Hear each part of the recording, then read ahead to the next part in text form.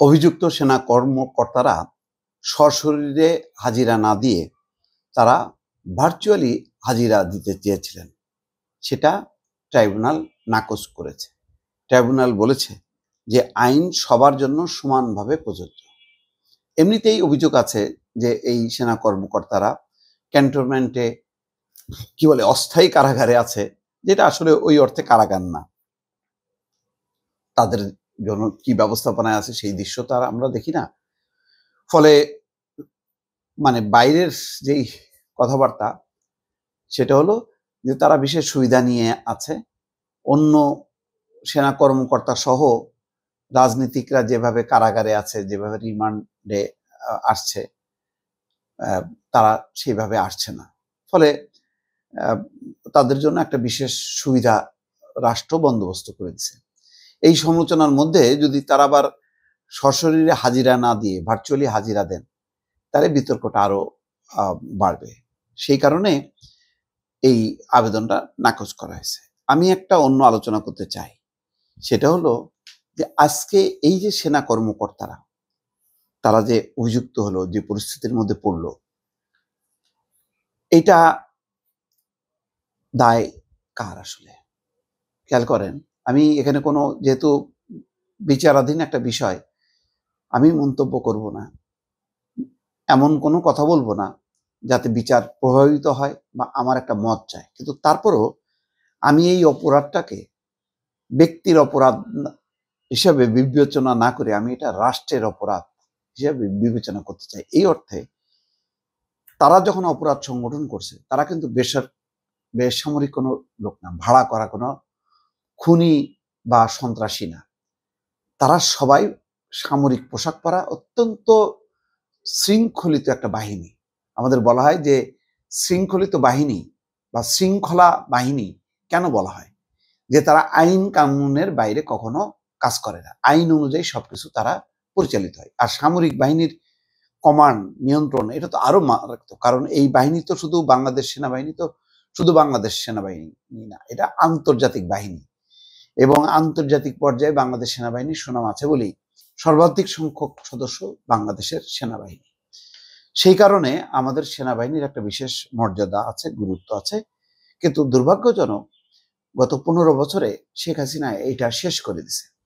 সামরিক বাহিনী থেকে শুরু করে সমস্ত বাহিনীকে সে তার নিজের বাহিনী হিসেবে নিযুক্ত করছে। এবং সেটা করার জন্য যেটা করছে, যে সামরিক বাহিনীকে তুষ্ট করার জন্য তাদের সুযোগ সুবিধা এমন ভাবে বাড়াইছে যাতে অন্য বাহিনী বা সরকারের তো শুধু সামরিক বাহিনী না, আরো অনেকগুলি উইংস আছে, সরকারি কর্মকর্তা কর্মচারী থেকে শুরু করে পুলিশ আছে, তারপরে বিজিবি আছে, আরো অনেক বাহিনী আছে। দেখা যাচ্ছে সেখানেও একটা বিরাট বৈষম্য। সরকারি কর্মকর্তা কর্মচারীদের মধ্যেও দেখা যায় যে একটা সিভিল কর্মকর্তার যে সুযোগ সুবিধা, সামরিক কর্মকর্তাদের সুযোগ সুবিধা, এবং আফটার তার চাকরি জীবন শেষ হবার পরও এমনভাবে বাড়ানো হয়েছে, এটার শেখ হাসিনা দরদ দিয়ে করছে তা না।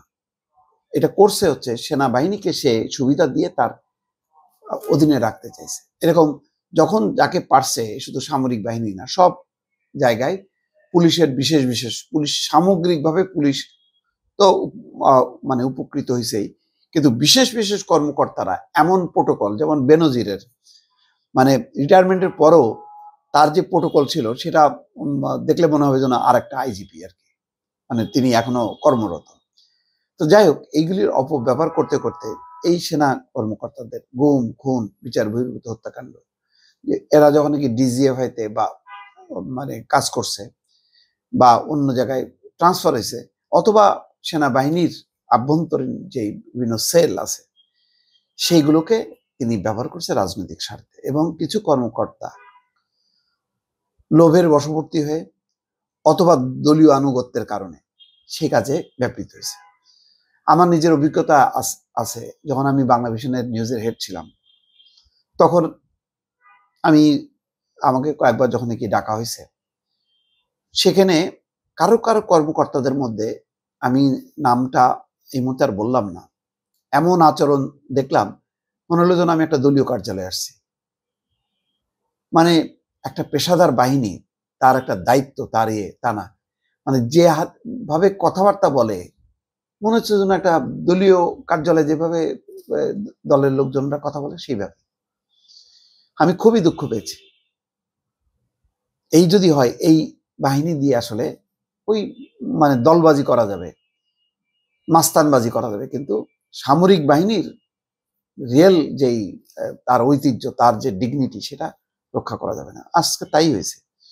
সুতরাং সামরিক বাহিনীর কর্মকর্তারা কি করতেন? তারা কি রিভোল্ট করতে পারতেন? রিভোল্ট করলে কি হইতো? এই অভিযুক্ত কর্মকর্তা তারা চাকরিচ্যুত হইত। তাদেরকে এমন কি অবস্থা ছিল, সেনাবাহিনী সামগ্রিকভাবে বলতে পারতো যে আমরা আইনের বাইরে কাজ করব না? হ্যাঁ, এটা পারত। কিন্তু এটা কেন পারা যায়নি জানেন? এই আজিজ মার্কা লোকজন যখন সেনাপ্রধান হয় তখন এটা সম্ভব হয় না। সুতরাং এবারে দেখেন সেনাপ্রধান জেনারেল ওয়াকার, তিনি তো শেষ মুহূর্তে শেখ হাসিনা যখন চরম দুর্যোগ, তার দুঃসম্পর্কের আত্মীয়তার সূত্র হোক বা আনুগত্যের সূত্র হোক, সে তো মানে শেখ হাসিনার পক্ষে দাঁড়াতে পারতেন না। তিনি দাঁড়িয়েছেন কিন্তু ব্যক্তির পক্ষে না, তিনি রাষ্ট্রের পক্ষে দাঁড়িয়েছেন, সরকারের পক্ষে দাঁড়িয়েছেন। রাষ্ট্র সরকারের পক্ষে দাঁড়িয়ে তিনি দেখছেন যে আসলে তার কোড অফ কন্ডাক্টে কি বলা আছে, সেখানে দেখছেন যে এখানে না, জনগণের বিরুদ্ধে যাওয়া যাবে না। আর যেইভাবে শেখ হাসিনা ক্ষমতা আঁকড়ে থাকতে চাচ্ছেন এটাও আইনসম্মত না, ফলে তিনি সরে গেছেন।